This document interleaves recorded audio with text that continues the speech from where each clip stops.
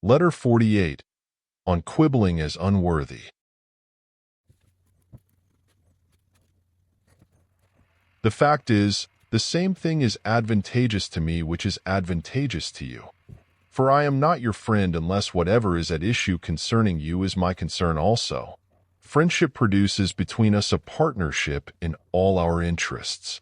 There is no such thing as good or bad fortune for the individual. We live in common, and no one can live happily who has regard to himself alone and transforms everything into a question of his own utility. You must live for your neighbor, if you would live for yourself. This fellowship, maintained with scrupulous care, which makes us mingle as men with our fellow men and holds that the human race have certain rights in common, is also of great help in cherishing the more intimate fellowship which is based on friendship, concerning which I began to speak above. For he that has much in common with a fellow man will have all things in common with a friend. And on this point, my excellent Lucilius, I should like to have those subtle dialecticians of yours advise me how I ought to help a friend, or how a fellow man, rather than tell me in how many ways the word friend is used and how many meanings the word man possesses.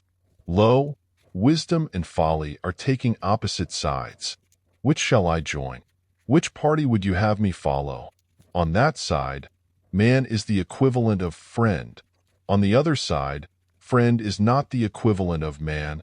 The one wants a friend for his own advantage. The other wants to make himself an advantage to his friend.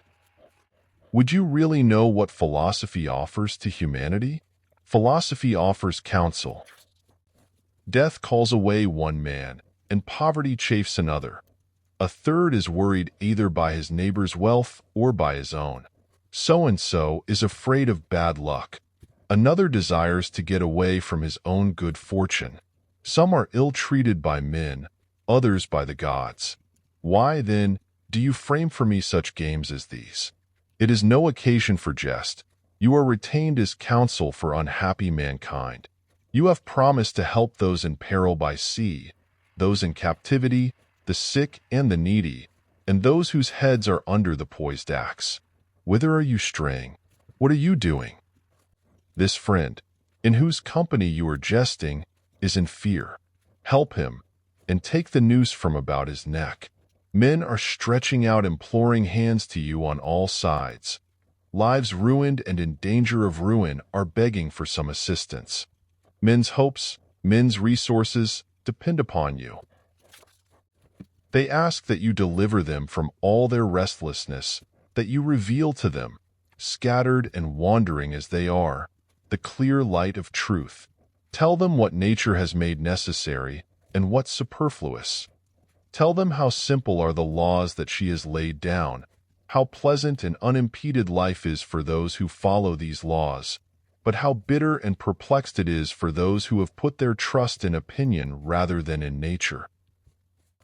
For that is exactly what philosophy promises to me, that I shall be made equal to God. For this I have been summoned, for this purpose have I come. Philosophy, keep your promise. Frankness and simplicity beseem true goodness. Even if there were many years left to you, you would have had to spend them frugally in order to have enough for the necessary things. But as it is, when your time is so scant, what madness it is to learn superfluous things.